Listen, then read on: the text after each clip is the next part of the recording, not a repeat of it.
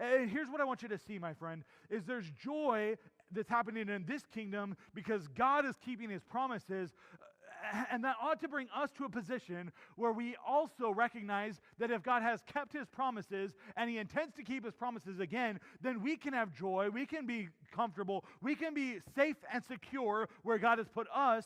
We can have joy where we are because God is going to continue to keep his promises. Of course there would be joy. Of course there would be joy dripping from this text. Look at how firm God's promises are. And even if this is only an interim, even if this is only a partial fulfillment under Solomon, it provides a sample of how the one who is greater than Solomon, that would be Jesus, his words, the one who is greater than Solomon will come and make all things right. The one greater than Solomon will usher in all the final fulfillments for all that God has promised. So we see order and wisdom. We see joy at fulfilled promises. And then I want you to see this. We'll be done. I want you to see the excellence of wisdom.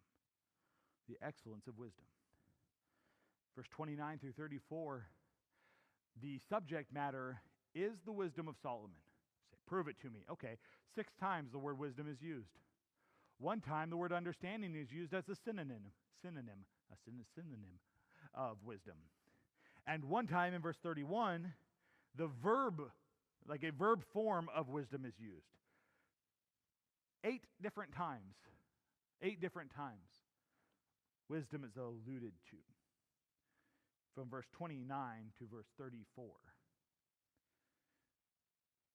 See, how is Solomon's wisdom so great? Solomon's wisdom excelled, it says in verse 30. He was wiser than all men. What is going on? Why is Solomon so wise? What is happening? Well, Solomon's wisdom is excellent, not because Solomon. Solomon's wisdom is excellent because, verse 29, God gave Solomon wisdom. Solomon's wisdom is excellent because it comes from the Father. God gave him the wisdom. And the wisdom that God gives, is better than any wisdom this world has to offer.